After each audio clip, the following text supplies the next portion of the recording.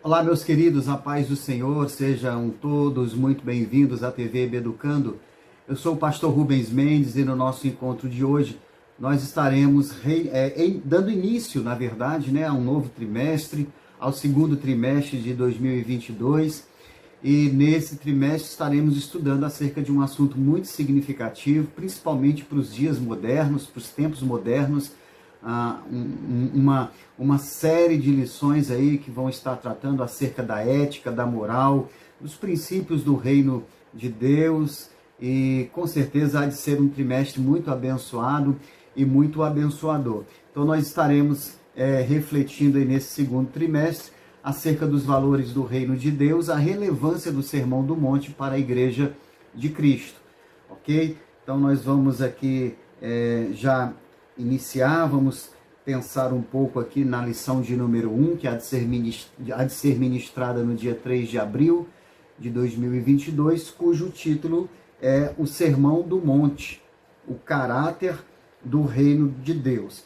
E eu gostaria de chamar já a sua especial atenção para essa designação, reino de Deus, né? Nós temos aí no âmbito dos evangelhos duas expressões que, de certa forma, dizem respeito ao mesmo ambiente.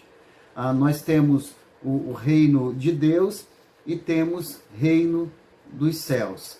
E em alguns momentos nós veremos a designação reino de Deus, em outros momentos reino dos céus, mas na verdade se referem ao mesmo ambiente aí de domínio, né, do nosso Senhor. E no Evangelho de Mateus, nós podemos observar com mais frequência a questão de reino dos céus. E nos outros evangelhos, né, a gente percebe aí com mais frequência a designação reino de Deus. Mas por que isso se dá dessa forma? Provavelmente pelo fato de que Mateus, ao escrever em um primeiro momento para os judeus, né, o foco original de Mateus era alcançar os judeus com a apresentação do Evangelho de Cristo. E nós sabemos que os judeus eles têm uma certa resistência em mencionar o nome de Deus. E por conta disso, Mateus, quando ele se refere a esse reino, esse ambiente de dominação do Senhor, Mateus ele trabalha com a designação reino dos céus. Ele evita falar sobre reino de Deus.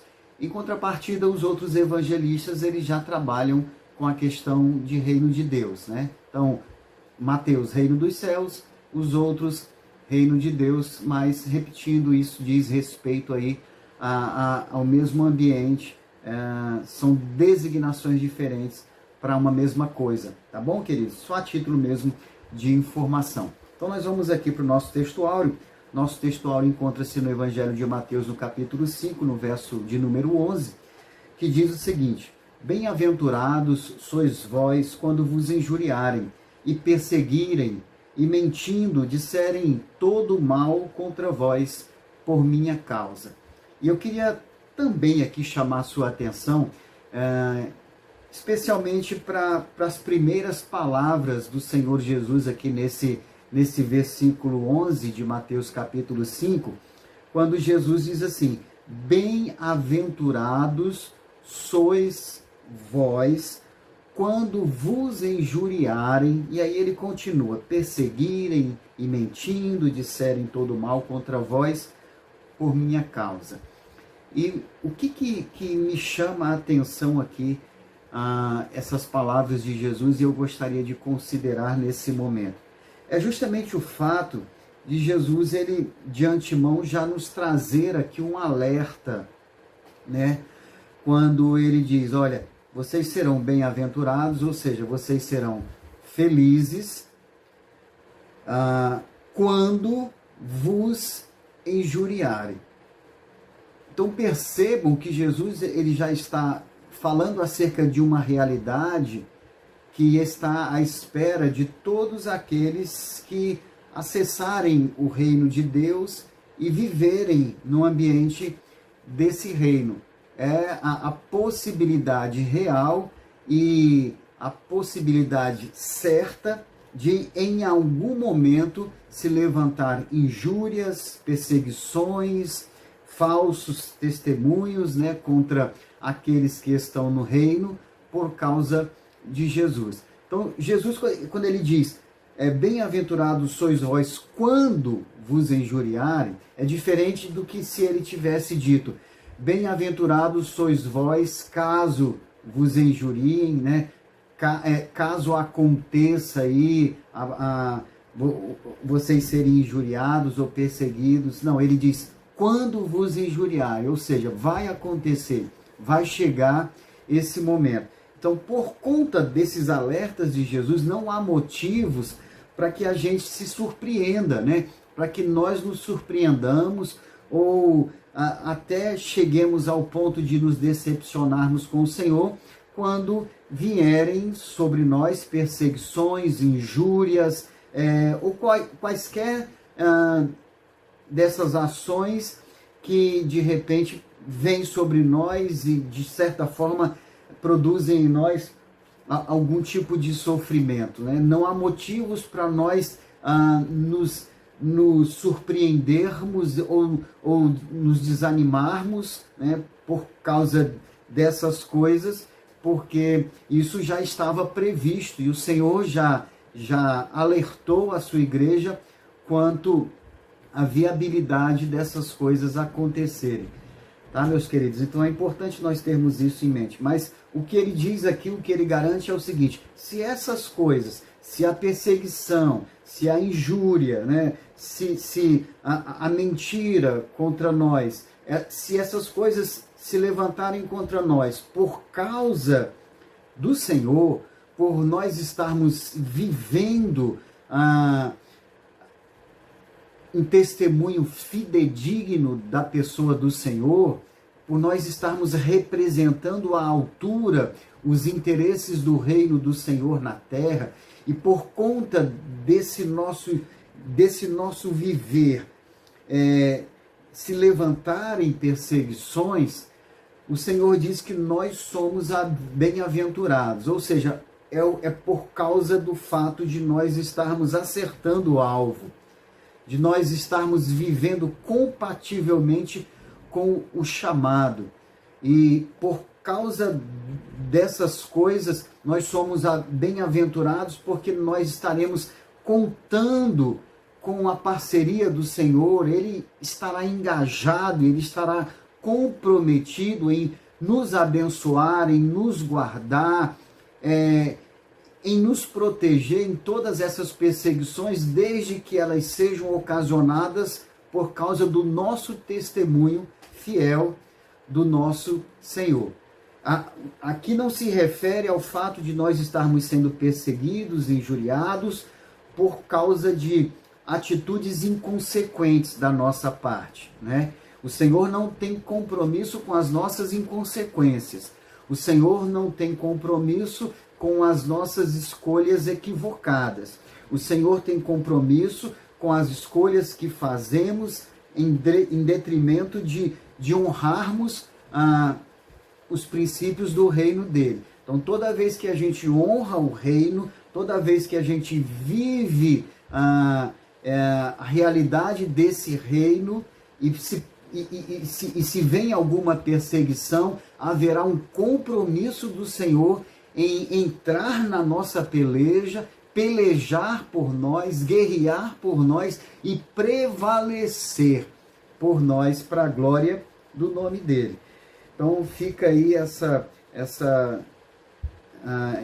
colocação, né, acerca do que o Senhor Jesus já de antemão havia deixado aí como alerta para a sua igreja, porque hoje nós temos visto aí uma multidão de servos e servas de Deus se deixando decepcionar, porque algumas pretensões que de repente tinham no coração não foram correspondidas, e na verdade essas pessoas em algum momento foram alvos de alguma perseguição, e essas pessoas, por não entenderem a realidade do reino, acabaram por se decepcionarem, né, por se deixarem levar aí por essa surpresa por algo que elas não esperavam, porque o que tem sido sugestionado aí em muitas mensagens, em muitos ensinos, é que o ambiente do reino de Deus é um ambiente onde a pessoa está ilesa, a pessoa está livre de qualquer tipo de sofrimento, de qualquer enfermidade, de qualquer possibilidade de perseguição. Então, quando as pessoas elas começam a querer viver dentro dessa bolha, qualquer coisa que de repente consiga furar essa bolha e chegar a esse crente e gerar ali um certo desconforto, esse crente ele acaba se decepcionando com o Senhor, mas ele se decepciona por não conhecer aquilo que o Senhor já deixou como alerta, tá bom? Então, o ambiente do reino de Deus é um ambiente precioso. Quem vive nesse ambiente é bem-aventurado, tem todas as possibilidades de viver uma vida feliz e de satisfação, de contentamento, porque o Senhor reina nesse reino e o Senhor ordena a bênção, o Senhor cuida de todos os detalhes acerca da vida de quem vive nesse reino, mas ele mesmo disse que no mundo, pelo fato, ainda que estejamos vivendo no reino dele, mas pelo fato de estarmos vivendo nesse mundo que jaz no maligno, ele mesmo disse que nesse mundo nós teríamos aflições. E, de certa forma, isso até tem lá o seu valor, né? O fato de nós estarmos experimentando aflições nesse mundo, porque de alguma forma isso nos leva a desejarmos o reino eterno, o reino do Senhor, onde na eternidade não haverá dor, não haverá sofrimento. Então a gente, na verdade, é convidado para vivermos aqui nesse mundo de tribulações, com a nossa expectativa alta acerca de um dia estarmos vivendo em um reino onde não haverá tribulações. E aí nós vamos procurar viver aqui e agora um estilo de vida que nos garanta um dia participarmos desse outro reino, que é um lugar onde toda lágrima será enxugada, né, dos nossos olhos. A verdade prática, ela diz: o Sermão do Monte revela a ética do reino de Deus que forma o caráter do cristão. Para quem deseja ser chamado discípulo de Jesus, não há alternativa senão praticá-lo. Tá? Então percebam aqui pela a verdade prática essa questão de que não existe um outro caminho, não existe um outro viés. Se nós quisermos viver a realidade do reino de Deus, nós precisamos ter um caráter compatível com a realidade desse reino. Não tem outra alternativa. Ou o nosso caráter é transformado mediante o novo nascimento, a operação do Espírito Santo, produzindo regeneração, transformação de toda a nossa essência, ou a gente se submete a esse processo, ou nós não estaremos vivendo compativelmente no reino de Deus, e aí, com certeza, nós estaremos fora desse reino. Louvado seja o nome do Senhor. A leitura bíblica em classe encontra-se em Mateus, no capítulo de número 5, dos versos 1 ao 12. Aqui nesse trecho nós podemos perceber aí as bem-aventuranças, né, o que se espera como resposta à transformação do caráter que é efetivada pelo Espírito Santo na vida do novo crente, do nascido de novo. Então, a partir dessa transformação,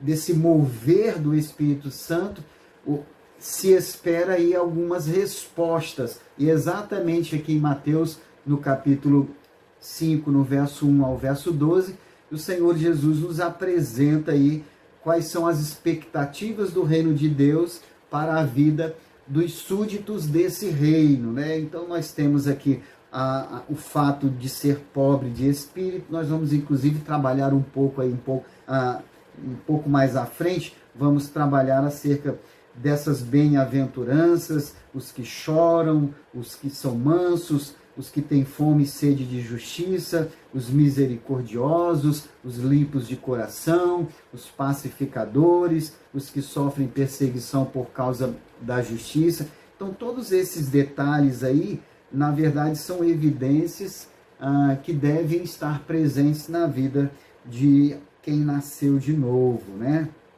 Louvado seja Deus. Vamos aqui para a nossa introdução. A introdução aqui, ela fala que é considerado a alma do Evangelho, o ensino que Jesus transmitiu no monte se destaca pela sua dimensão prática e revela a essência de um verdadeiro seguidor de Cristo, né? Foi exatamente isso que nós comentamos aí anteriormente, acerca dessa expectativa acerca da vida e das ações e das respostas que um súdito do reino de Deus deve dar aí durante a sua peregrinação na terra, né? O que se espera na prática é a revelação de uma transformação que aconteceu na essência desse verdadeiro seguidor de Cristo. Nós temos no Sermão do Monte, como já vimos aqui, delineado essas bem-aventuranças, esse sermão que foi o sermão mais longo que o Senhor Jesus pregou, né, em termos ali de uma sequência, foi o sermão mais longo, e eu gostaria de chamar aqui a atenção justamente para essa questão do que representa o Sermão do Monte nas palavras de A.W. Tozer, que foi um grande homem de Deus aí do passado. Ele diz o seguinte: uma descrição perfeita da raça humana poderia ser feita a alguém tomando as bem-aventuranças e apresentando-as ao contrário, e assim é o gênero humano. Então, o que A.W. Tozer ele quis dizer aqui?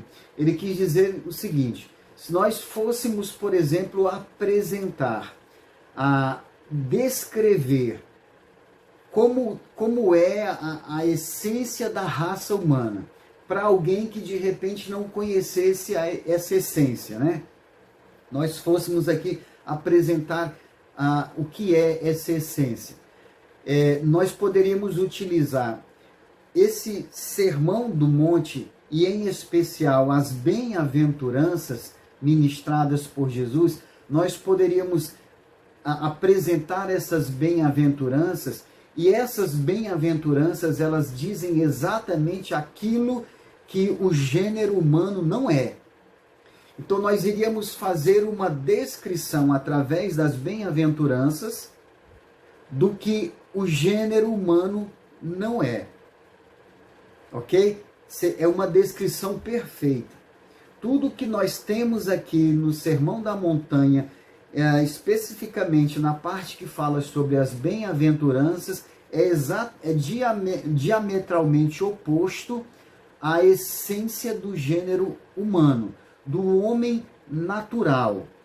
Óbvio que nós estamos falando acerca do homem natural, nós não estamos falando acerca do homem espiritual, daquele que nasceu de novo, daquele que já tem em si o Espírito Santo e já tem todas as possibilidades de viver a realidade das bem-aventuranças, tá? Nós estamos falando do gênero humano enquanto o homem natural. É completamente oposto.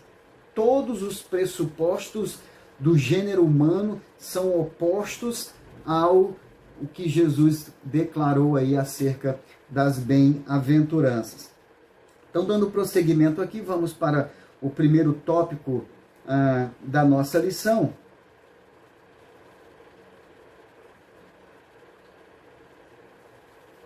E o primeiro tópico da nossa lição fala acerca da estrutura do Sermão do Monte.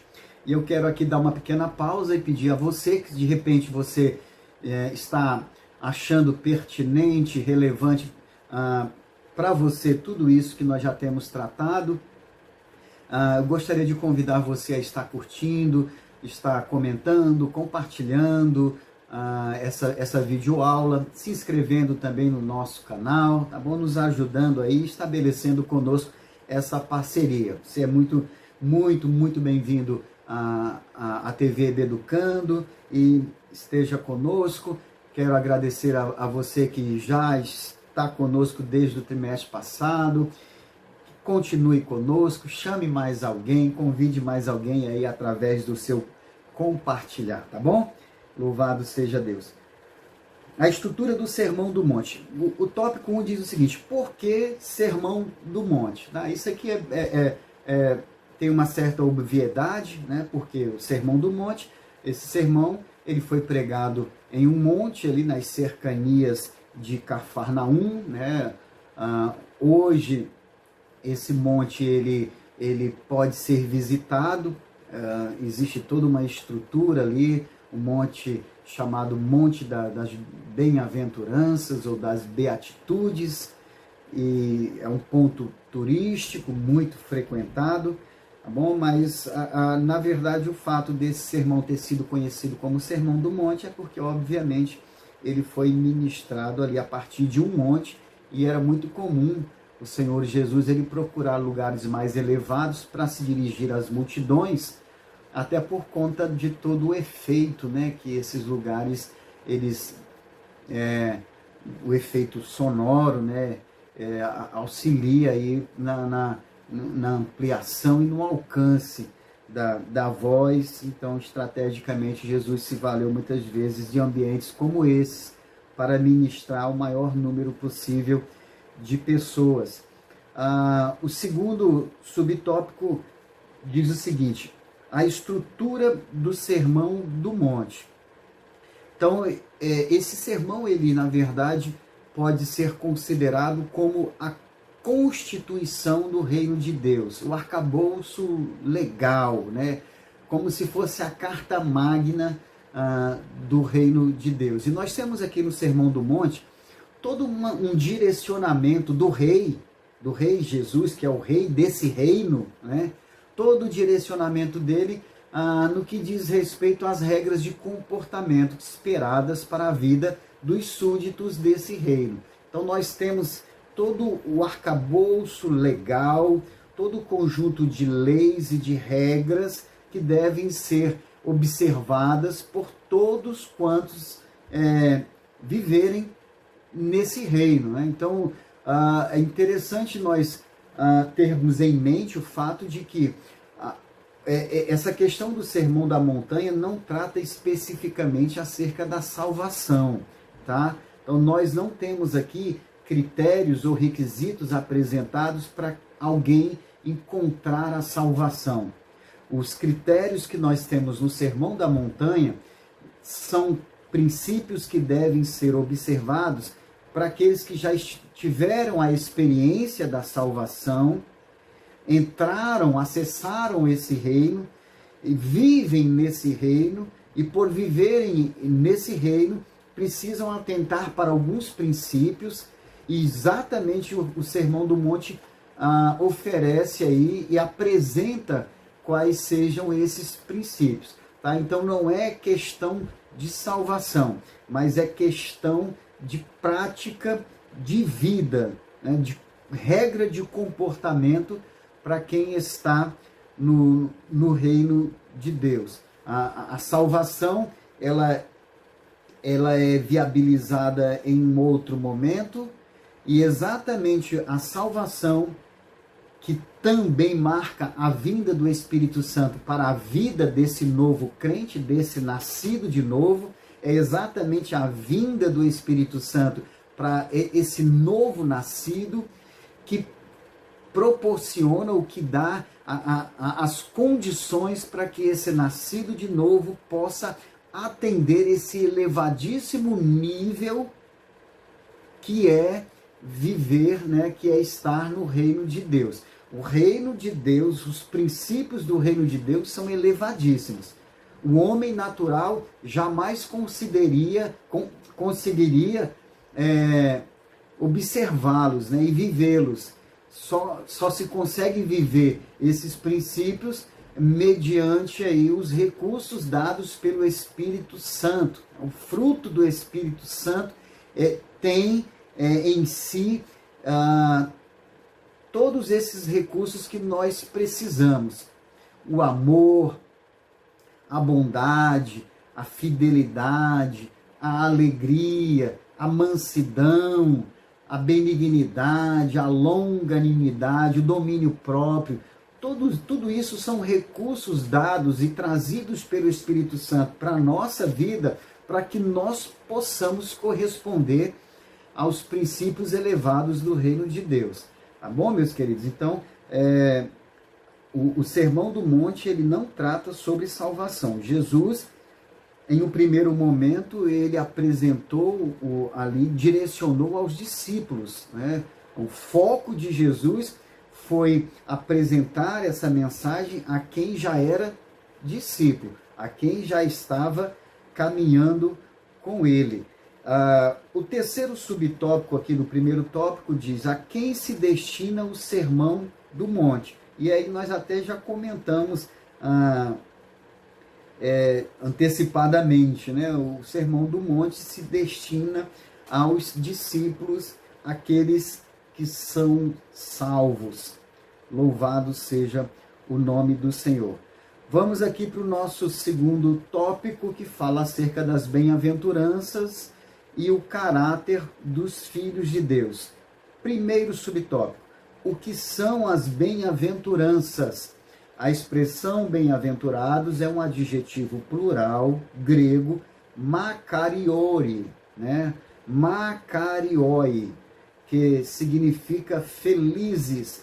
Essa expressão trata das qualidades presentes na vida dos que dependem de Deus, que estão sob seu domínio e soberania e seguem a Jesus com sinceridade. Aqui no Antigo Testamento nós temos algo acerca dessas bem-aventuranças, né? E nós temos no Salmo 1, um salmo que tem uma conexão muito interessante com esse Sermão do Monte, que foi ministrado bem depois por Jesus Cristo. No Salmo 1 nós temos aqui: bem-aventurado, a partir do verso 1, o varão que não anda segundo o conselho dos ímpios, nem se detém no caminho dos pecadores, nem se assenta na roda dos escarnecedores, antes tem o seu prazer na lei do Senhor.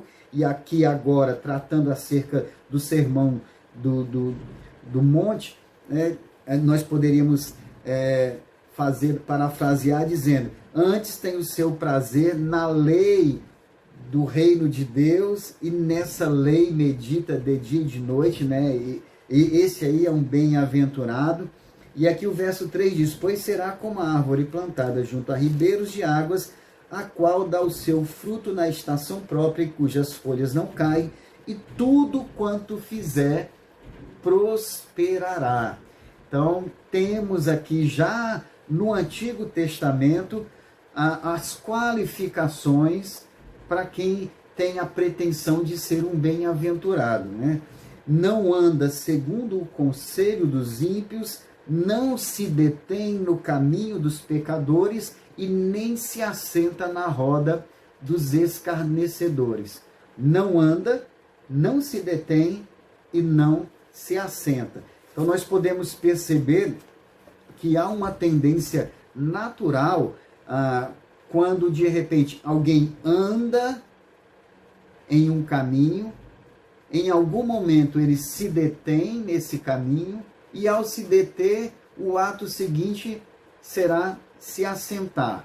Então, quando a pessoa começa a andar, a tendência em algum momento ela se deter e se assentar. E é isso que aqui nós somos recomendados pelo salmista para fugirmos, né? Não andarmos no caminho dos pecadores, não nos assentarmos na roda dos escarnecedores. Então, são dicas importantes, né? No conselho dos ímpios, são coisas que nós devemos estar atentos. Aqui no segundo tópico, no segundo subtópico do segundo tópico, diz o seguinte: o reino de Deus e seu caráter. Eu gostaria de pensar aqui, desse segundo subtópico, do segundo tópico, o seguinte: mas o que seria o reino de Deus? Na Bíblia, o reino de Deus é comparado a uma semente, a qual se desenvolve ao longo do tempo.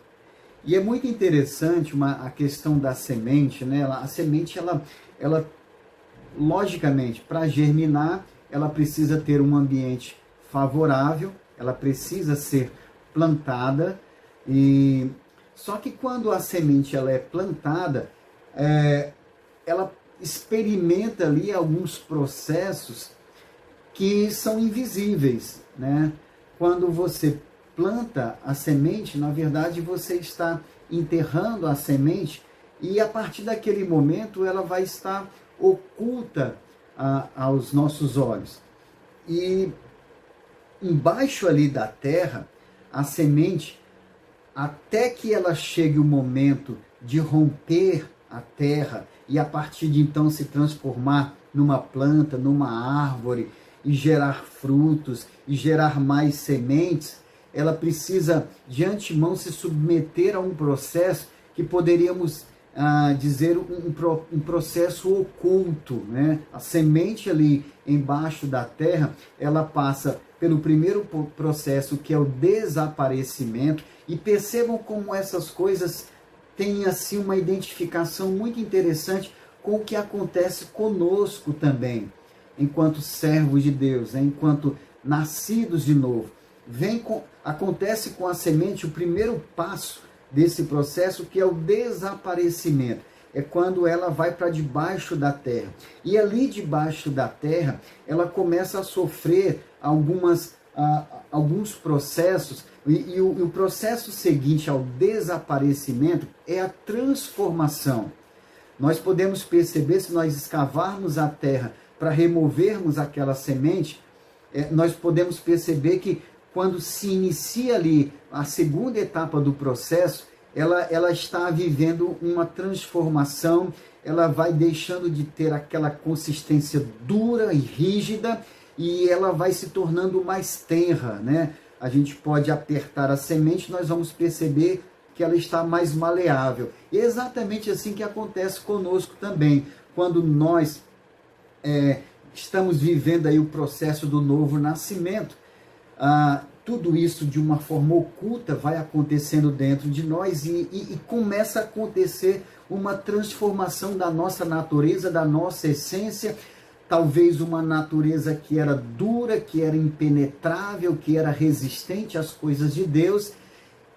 Essa natureza começa a se transformar numa natureza maleável, tenra, uma natureza que se submete agora à vontade do Senhor. Então, ali com a semente embaixo da terra, vem essa primeira transformação, que poderíamos chamar de uma transformação química, né? E aí depois vem o terceiro passo, que é a ampliação, é o inchamento. A semente ela começa a inchar, ela começa a crescer, né? E também isso tem uma relação conosco, com a mudança que vai acontecendo dentro de nós, como fruto da vinda do reino de Deus para dentro de nós. Percebam que tudo isso aí está acontecendo no interior, no oculto. Começa a acontecer uma ampliação, ou seja, nós começamos a ser preenchidos com os valores de Deus, com as coisas do céu. Nós começamos a crescer, nós começamos a ampliar, né? Coisas que nos eram alheios ao conhecimento.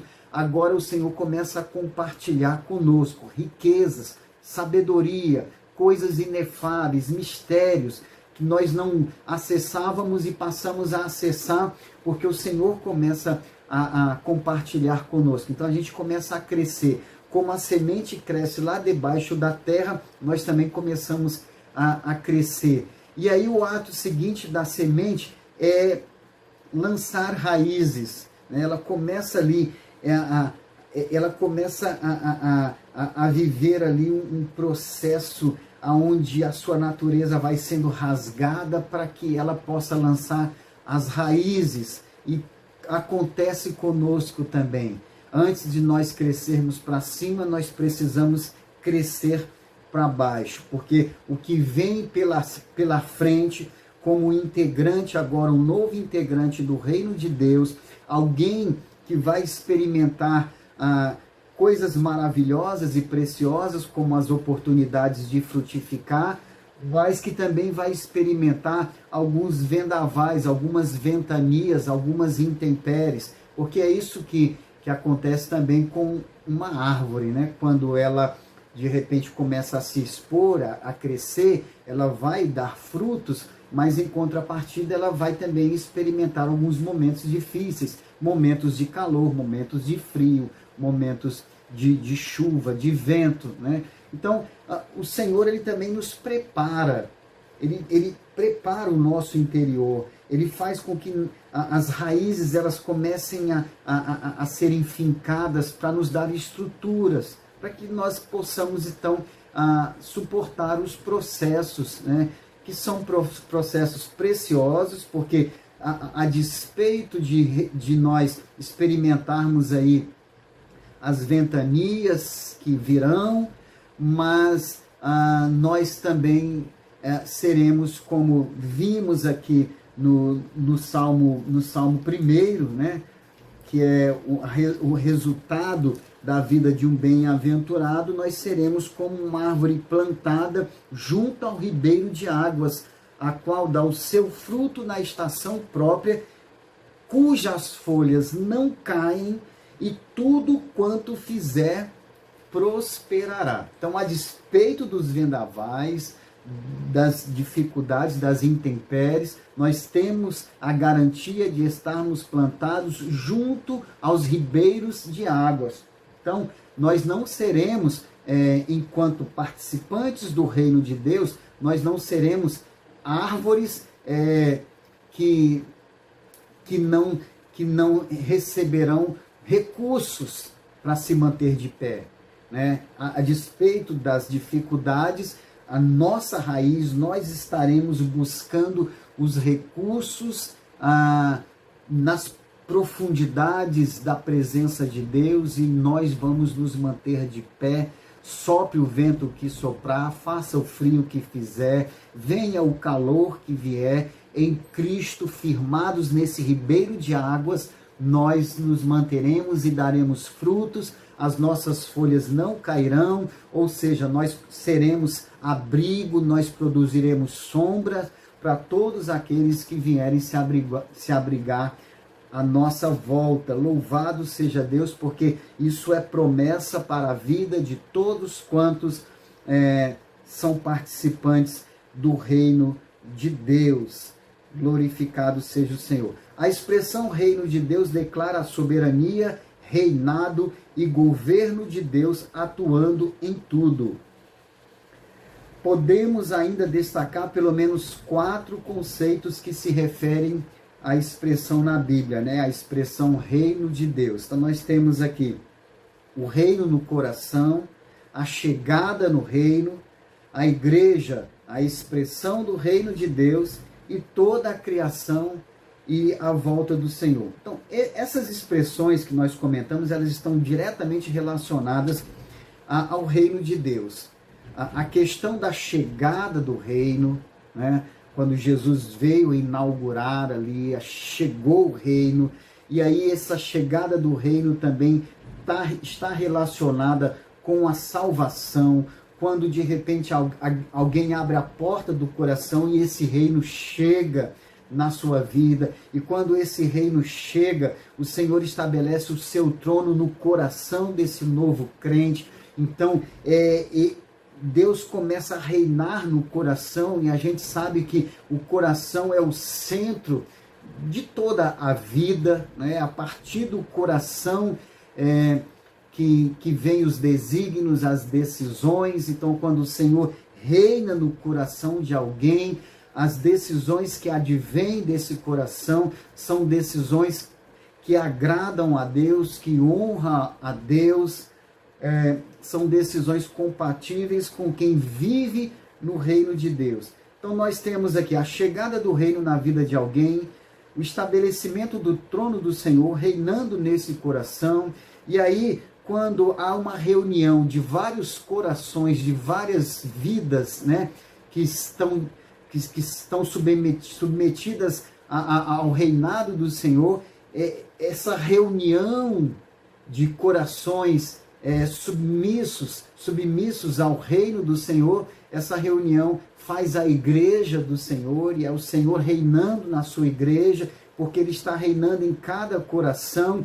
Então Ele reina na individualidade e Ele reina na coletividade da sua igreja, e o propósito de tudo isso é fazer com que através da igreja o reino de Deus também seja estabelecido em toda a criação, na natureza, e isso vai acontecer por ocasião da volta do Senhor, da inauguração do milênio, onde tudo estará inteiramente submisso e sujeito à lei do reino de Deus. O terceiro subtópico do segundo tópico diz: os súditos do reino de Deus. Eu queria destacar aqui o seguinte: a primeira seção do Sermão do Monte destaca 8 qualidades que formam o caráter dos súditos do reino de Deus. Nós vimos lá na leitura bíblica em classe a questão, né, dessas qualidades que devem estar presentes na vida de quem está no reino. O quebrantamento, vamos voltar aqui para a nossa leitura de Mateus capítulo 5, do 1 ao 12. Então nós temos aqui, no verso 3, bem-aventurados pobres de espírito. Está ligado ao quebrantamento. Ser pobre de espírito, na verdade, não é alguém que seja espiritualmente fraco, espiritualmente frágil. A pobreza do espírito não está relacionada a alguém que tem pouca intimidade e pouca vida na presença de Deus. Não é disso. Não é disso que se trata. Ser pobre de espírito é com relação a uma declaração, é um voto de pobreza no que diz respeito ao espírito do homem. Pobre de espírito, o espírito aqui é com letra, o E minúsculo, é o espírito do homem. É aquele espírito que não se sente autossuficiente, que não se basta por si só. Ser pobre de espírito é, na verdade, uma declaração de quem é inteiramente dependente de Deus, que não se garante sozinho, que não se basta, mas que precisa de Deus. Isso é ser quebrantado e é ser pobre de espírito. Uma outra qualidade: bem-aventurados que choram, né? E chorar aqui e o resultado disso é ser consolado. O chorar aqui é chorar por conta da degradação do mundo, da maldade que tem imperado, da corrupção. Bem-aventurado é aquele que chora, desejando que haja uma transformação, né? Que haja uma mudança na mentalidade da sociedade. Então essas pessoas vão ser consoladas porque haverá um momento onde o reino de Deus estará dominando tudo. Então não haverá corrupção, não haverá maldade, não haverá desonestidade, não haverá o prevalecer da mentira. Então bem-aventurados que choram por causa do que acontece hoje, porque essas pessoas vão ser consoladas. Bem-aventurados os mansos. E aqui quando se fala em mansos, não se refere a pessoas covardes, né? Pessoas que de repente são fracas. Mansos aqui, na verdade, diz respeito a pessoas fortes. Por que mansos são fortes? Porque são pessoas que conseguem conter os impulsos da sua natureza. De repente, quando alguém é ali confrontado, quando alguém é instigado e essa pessoa não responde na mesma moeda, muito embora a sua natureza queira responder, mas essa pessoa consegue refrear os seus impulsos. Então isso é a característica de alguém que é forte, não de alguém que é fraco. Então ser manso não é necessariamente ser fraco. Ser manso é ser forte, é suportar os impulsos da sua natureza, que é como um vulcão que quer entrar em erupção, mas essa pessoa é capaz de conter essa erupção. Isso é tremendo, isso é poderoso. Bem-aventurados que têm fome e sede de justiça. São aquelas pessoas que sonham, que lutam, que desejam ver a justiça do reino de Deus sendo implementada na terra. Bem-aventurados, misericordiosos, são aquelas pessoas que olham para a dor alheia, atentam para a aflição do próximo e procuram, de certa forma, estender a mão dentro das suas possibilidades. E a promessa aqui é de que os misericórdios alcançarão misericórdia. Os misericórdios também, se em algum momento estiverem passando por alguma privação, por alguma necessidade, assim como eles são misericordiosos, Deus vai prover pessoas misericordiosas também para usar de misericórdia com esses servos dele. Louvado seja o Senhor. Bem-aventurados limpos de coração, porque verão a Deus. Aqui no Salmo 15, nós temos aqui os critérios, os requisitos para os verdadeiros cidadãos dos céus, e fala exatamente acerca dessa limpeza de coração. Salmo de Davi, Salmo 15 diz: Senhor, quem habitará no teu tabernáculo? Quem morará no teu santo monte? Ou seja, quais são quais as condições para alguém habitar na tua presença, no teu tabernáculo? E aí o Senhor responde: aquele que anda em sinceridade, pratica a justiça, fala verazmente segundo o seu coração, aquele que não difama com a sua língua, nem faz mal ao seu próximo, nem aceita nenhuma afronta contra o seu próximo, aquele a cujos olhos o réprobo é desprezado, mas honra os que temem ao Senhor, aquele que mesmo que jure com dano seu não muda, aquele que não empresta o seu dinheiro com usura, nem recebe subornos contra o inocente, quem faz isso nunca será abalado. Então são questões aqui que estão relacionadas ao que se espera na vida daqueles que pretendem habitar no Monte Santo do Senhor. Louvado seja Deus. Bem-aventurados pacificadores, porque serão chamados filhos de Deus. Quem são os pacificadores? São aqueles que, na verdade, dissipam dissensões, tensões, aqueles que semeiam a paz. E como o mundo está carente de pessoas que semeiam a paz, como famílias estão carentes de pessoas que, ao invés de lançarem lenha na fogueira das contendas e das dissensões, essas pessoas chegam ali abafando esse fogo, dissipando esse fogo, pacificando. Bem-aventurados são essas pessoas, porque serão chamadas de filhas de Deus, Bem-aventurados os que sofrem perseguição por causa da justiça, porque deles é o reino dos céus.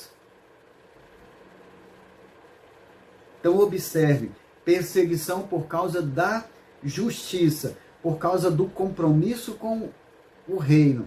Não é perseguição por atitudes impensadas e inconsequentes, mas atitudes por causa de uma vida vivida com fidelidade à vontade de Deus. Via de regra, a gente pode sim ser perseguido, por causa disso. Espera-se que os filhos de Deus manifestem essas qualidades espirituais na vida cristã, pois sem elas não poderemos participar do reinado divino. O tópico 3 fala: somos bem-aventurados. E o primeiro subtópico, a beatitude na vida dos salvos. Salvo em Cristo, o seguidor de Jesus vive a beatitude, isto é, estado permanente de perfeita satisfação e plenitude, estado de felicidade e serenidade. Então é exatamente isso. O apóstolo Paulo já nos convidou, né? Regozijai-vos sempre no Senhor. Outra vez digo, regozijai-vos. Então nós temos a possibilidade, a oportunidade de nos regozijarmos no Senhor, de vivermos uma vida bem-aventurada, a despeito das perseguições, das injúrias, dos levantes contra nós. Em Cristo há satisfação, em Cristo há contentamento. Então o que nós precisamos aprender é, ao invés de olharmos para a magnitude ou a força das perseguições e das dificuldades, e olharmos para a dimensão do cuidado de Deus sobre a nossa vida e dos milagres que Ele cotidianamente opera em nós e através de nós, do nosso levantar ao nosso deitar. O fato é que a boa mão de Deus tem estado estendida sobre a nossa vida. Então, ao invés de, como Pedro, olharmos para o soprar do vento, que nós estejamos olhando para Jesus, e se as ondas se levantarem, nós não afundaremos, nós caminharemos sobre elas, porque é promessa do Senhor. A vitória já foi declarada a nós e temos promessa de vivermos uma vida bem-aventurada. Louvado seja o nome do Senhor. O segundo subtópico fala a prova de que o cristão é bem-aventurado, né? A prova de que o cristão é bem-aventurado. No Sermão do Monte, Jesus Cristo ensina que a verdadeira felicidade nada tem a ver com o que o homem moderno deseja. Dinheiro, ambição, poder. Então veja que em Romanos, no capítulo 4, no versículo de número 1, olha o que nos diz a palavra de Deus. O reino de Deus não é comida e nem bebida, mas justiça, paz e alegria no Espírito Santo. Então, quando nós medimos a importância do reino de Deus com simples questão de ter, de comer, de beber, de possuir, nós estamos colocando esse reino no nível da mediocridade. Para além dessa questão de comida e de bebida, de ter, de possuir, o reino de Deus, ele é justiça, ele é paz, é alegria, contentamento na presença do Senhor. E a nossa conclusão aqui diz que o Sermão do Monte é a base ética do reino de Deus. Nele constatamos o lado divino de uma atitude amorosa do cristão para com Deus, bem como para o próximo. Amém, meus queridos? Nós vamos ficando por aqui. Que a boa mão de Deus esteja permanentemente sobre sua vida, sobre sua família. Até o nosso próximo encontro e um forte abraço.